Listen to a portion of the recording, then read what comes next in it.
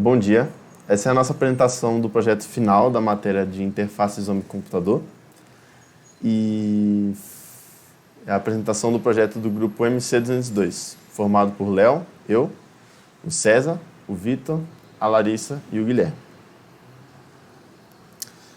O nosso projeto se baseia num problema que a gente via muito na Unicamp, que era de encontrar pessoas para praticarem hobbies, encontrarem outras pessoas para praticarem atividades que você gostasse, ou até esportes, né? Então a gente via que as pessoas, por exemplo, queriam praticar, não sei, vou dar um exemplo, basquete, mas tinham dificuldade de encontrar outras pessoas que se unissem com certa frequência para jogar basquete no meio da semana, assim. De fato, assim, os grupos existiam, só que não havia uma divulgação tão boa desses grupos, né? Então, os grupos eram, às vezes, divulgados no WhatsApp, mas acabavam se perdendo, assim, e quem tivesse interesse não teria muito acesso a eles. Então, esse é o problema principal que a gente se baseou para formar o projeto e solucionar ele. Então, o objetivo principal do nosso usuário, do nosso projeto final, é justamente encontrar outras pessoas que pratiquem o mesmo hobby que você. E é isso, é o objetivo principal do nosso usuário. E como público-alvo, a gente se focou principalmente no meio universitário, que é o meio onde a gente tem melhor acesso, né? E a gente via que esse problema realmente estava acontecendo. E o foco inicial do projeto era na Unicamp, que é o meio onde a gente tinha mais contato, mas a gente não focou o projeto apenas na Unicamp, a gente acabou também expandindo para outras universidades. A fase 1 era sobre o entendimento do problema de design. Para isso, utilizamos três artefatos: o diagrama Stakeholders, o Evaluation Frame e a escala semiótica. Os três são essenciais para a construção de um design socialmente consciente. Para sua construção, utilizamos brainstorming, juntando as ideias do grupo, benchmarking, para analisar concorrência, e da coleta de dados para receber a opinião do usuário. A coleta de dados será mais discutida posteriormente. A plataforma utilizada para montar os artefatos foi o OpenDesign. O primeiro artefato a ser discutido será o diagrama Stakeholders. Seu objetivo é entender o contexto que o design está situado, que no caso é uma rede social, além de encontrar possíveis partes interessadas. O diagrama Stakeholders divide as partes interessadas em níveis. Elas são de operação, de contribuição, de fonte, de mercado e de comunidade. Esses níveis são usados no Evaluation Frame. O Evaluation Frame mostra possíveis problemas e soluções para esses problemas, para cada uma das camadas do diagrama Stakeholders. Cada possível problema que cada camada poderia enfrentar, dividimos em categorias aqui, em camadas específicas. A escala semiótica são desafios que enfrentaremos de aspectos humanos a técnicos. E o objetivo é entender esses problemas desde cedo. A coleta de dados foi feita através de formulário distribuído na internet e os resultados foram utilizados para validar o problema e entender melhor o usuário.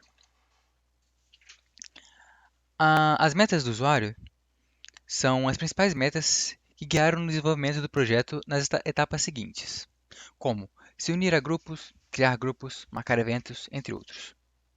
No mesmo tom, os requisitos de interação são funcionalidades que o grupo gostaria que estivessem presentes no projeto final, ou seja, coisas que o grupo gostaria que o usuário conseguisse fazer quando o projeto estivesse realizado.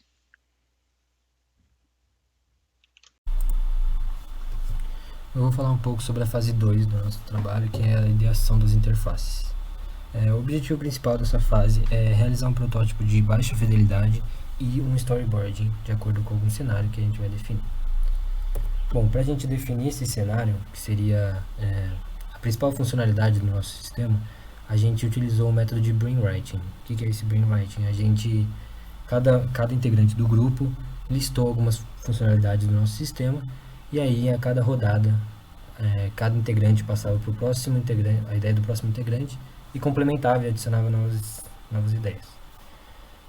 A partir desse método, a gente deu uma olhada em todas as respostas e conseguiu identificar que talvez a funcionalidade mais importante e que a gente vai tomar como fundamental para nossa prototipação seria a busca por grupos e a possibilidade de envio de solicitação.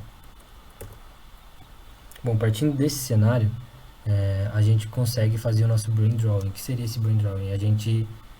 Seria a gente gerar algumas alternativas de design, algumas telas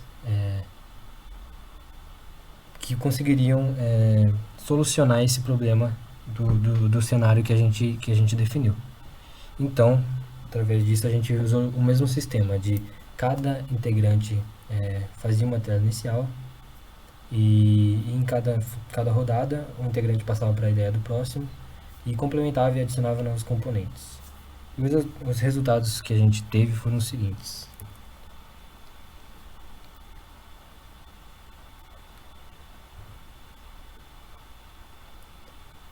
Dá para perceber que tem algumas mudanças em cada um, né? Que eles têm layouts bem diversos.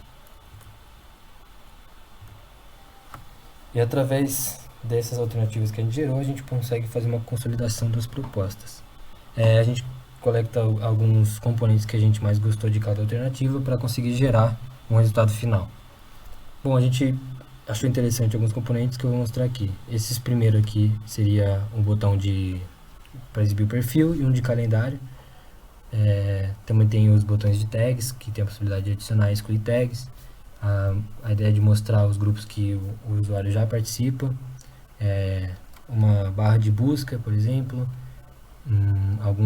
A disponibilização dos grupos como uma imagem e o título, um ao lado do outro.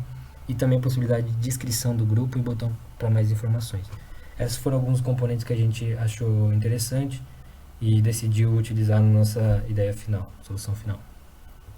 A solução final foi essa que a gente encontrou, de mostrar ali, dar para ver que tem os componentes que a gente achou interessante estão aqui, de uma maneira um pouco melhorada, e esse foi o resultado final.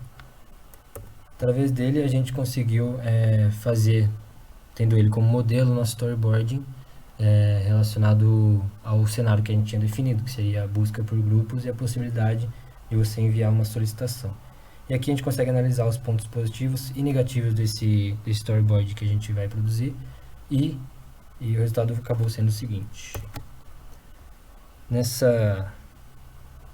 início, a ideia seria o usuário estar clicando na opção de adicionar mais tags.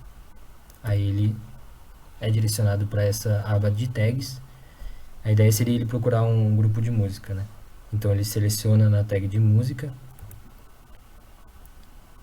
Aí o próprio sistema vai gerar 3 grupos possíveis relacionados a essa tag. E aí o usuário iria clicar no botão ver mais. Através disso aparece um pouco melhor a descrição do grupo e a possibilidade de você conseguir ver o grupo, por exemplo, ver menos. E aí o usuário clicaria na opção ver grupo e seria adicionado para essa página final, onde ele poderia clicar no pedir para entrar no grupo. Esse foi o nosso storyboarding e a gente analisou como alguns pontos negativos seria a impossibilidade do usuário voltar para a página anterior, por exemplo, que nosso sistema não proporciona isso, mas como seria um sistema web, teria a possibilidade dele voltar pelo próprio navegador. E com os pontos positivos, a gente entendeu que o usuário consegue sim ter uma interação simples, pelo fato de conseguir, por exemplo, uma plataforma um pouco intuitiva, por conta dele ter a possibilidade de ver menos, ver mais, interagir de uma maneira adequada. Tem o botãozinho de excluir a tag ou poder adicionar mais tags, e a gente entende isso como um ponto positivo do nosso storyboard. Bom, passando agora para metodologia, a gente começou pensando qual seria a melhor ferramenta de fato para a gente trabalhar, né? E daí, como a maior parte do grupo já conhecia, já tinha trabalhado com, a gente optou pelo Figma, que é uma ferramenta grátis, né? De prototipação, design, enfim, é muito usada no mercado e por empresas. E é realmente uma ferramenta muito boa que possibilita a gente trabalhar em grupo no mesmo design, no mesmo arquivo, né? Então a gente aproveitou muito dessa possibilidade de trabalhar em grupo e se juntou em uma ligação e foi trabalhando, vendo um mouse do outro e o que o outro estava fazendo em grupo mesmo, para tomar as decisões em grupo e ver o que tinha de ponto de melhoria no wireframe, dando opiniões. Então foi muito conjunto essa parte de tomada de decisão e de design em si. Então, partindo para o protótipo de fato, a gente fez mais uma evolução do wireframe. A gente pegou o wireframe que a gente tinha desenvolvido nas fases anteriores e começou a pensar em como a gente poderia melhorar ele, o formato dele, quais seriam as cores que a gente ia pegar, como a gente transformou aquilo em algo mais moderno, né, mais atual. Então, como dá pra ver aqui, foi algo bem assim, em termos de pegar o wireframe e melhorar ele, como dá pra ver nos ícones, né? A gente tentou deixar tudo o mais minimalista possível para ficar mais fácil para o usuário e também porque é uma tendência atualmente, né, o minimalismo, né, das interfaces. E a gente também pensou muito na cor do protótipo, né? A gente divagou por muitas paletas de cores e foi testando várias opções, né? A gente fez votações das opções e a que acabou ganhando foi essa, que é um tema mais escuro, que também está muito popular atualmente na maioria das interfaces aí, né? Então aqui mais algumas imagens do protótipo, né? A gente seguiu com a ideia do wireframe aqui de tags, do mesmo jeito. Adicionamos algumas coisas, deixamos elas mais visíveis, né? Os ícones estão todos mais minimalistas e mais visíveis, né? Por causa do tema Dark. Então, foi isso. Foi muito uma evolução clara do wireframe, o que a gente tentou fazer. E, assim, analisando os resultados de fato, foi isso. Foi uma melhora geral do wireframe, tanto de minimalismo quanto de clareza nas coisas. E as cores também ajudaram muito em tudo isso. A gente fez um protótipo navegável de fato, né? Um protótipo de fato dessa vez, que facilitou muito testar a interface e ver se estava tudo de acordo com o que tinha que ser de fato. E o grupo inteiro concordou que com esse protótipo final a gente podia perceber que o nosso objetivo de fato, que era juntar grupos extras, né, de faculdades, de universidades, foi atingido, né? Essa interface consegue atingir esse objetivo. Então, ela teve inspiração em muitas outras interfaces já muito famosas entre os jovens hoje em dia, então muito disso também trouxe muita facilidade para o nosso protótipo. E sobre a fase 3 foi isso. Então, agora eu vou falar um pouquinho sobre a fase 4 do projeto. Então, nessa fase, a gente fez a avaliação das interfaces que foram anteriormente prototipadas nas etapas anteriores. Então, a gente acabou dividindo em duas etapas. Uma delas foi a avaliação com o usuário final da aplicação e a inspeção de usabilidade que foi feita com os próprios membros da equipe de design. E ambas tinham o intuito de encontrar possíveis problemas com as interfaces e melhorias que a gente poderia fazer. Então, na avaliação com o usuário, a gente listou alguns objetivos que a gente teria com essa avaliação. Então, aqui são algumas perguntas que a gente buscava responder. Possui uma boa legibilidade? Os botões, eles estão visíveis e são intuitivos? É simples encontrar grupos? E o usuário sabe se a solicitação para entrada no grupo foi concluída? São algumas perguntas que a gente queria responder com essa avaliação.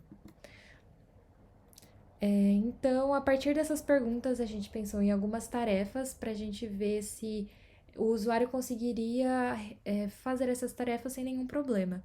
As tarefas que a gente pensou foram adicionar uma tag de música na busca, remover esse filtro, então encontrar o grupo dos pagodeiros usando a tag de música, pedir para a pessoa entrar nesse grupo e retornar, por fim, a tela inicial. Os métodos que a gente usou nessa avaliação foram: nós pedimos a permissão para gravar a entrevista, para que a gente pudesse posteriormente analisar os resultados obtidos com o resto da equipe. Pedimos para o entrevistado usar a técnica Think Aloud, onde ele deveria colocar em palavras os pensamentos dele, o que ele estava pretendendo fazer, por que ele ia fazer aquilo e coisas desse tipo.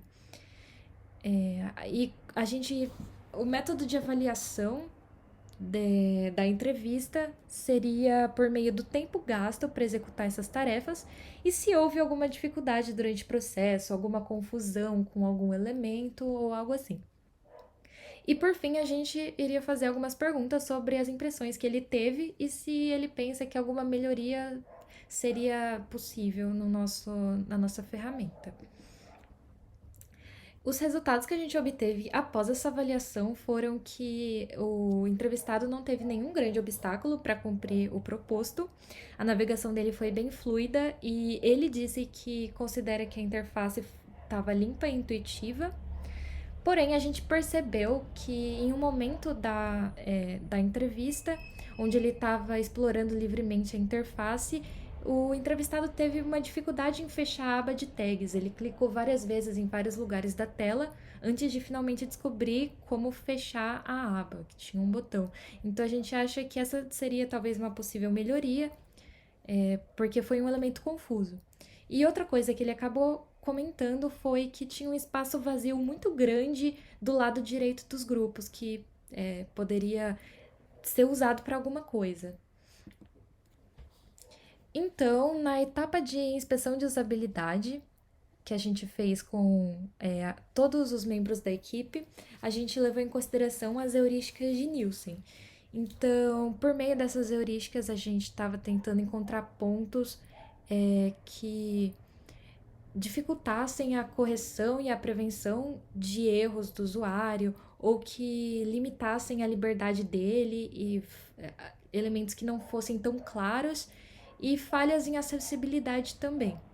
E cada um desses elementos, cada um desses problemas, a gente ranqueou com um grau de severidade que vai de 0 a 4, sendo 0 o menos severo, uma alteração que não é necessária para o bom funcionamento da aplicação, e 4 sendo um problema catastrófico que a gente precisa priorizar ao máximo.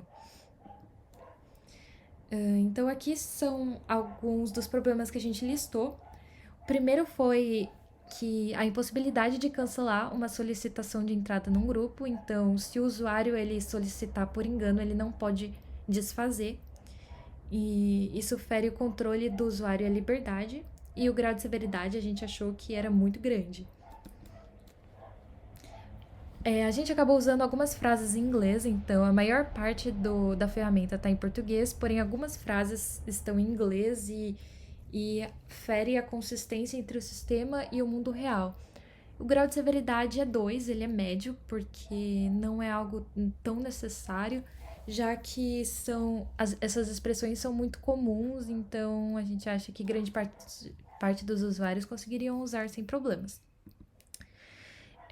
Outro ponto foi a impossibilidade de organizar os grupos, então você não consegue escolher a ordem que os seus grupos vão aparecer na interface e nem agrupá-los caso você tenha muitos grupos e seja difícil de encontrar o grupo que você está procurando. Grau de severidade a gente achou que foi 1, não é um problema tão severo.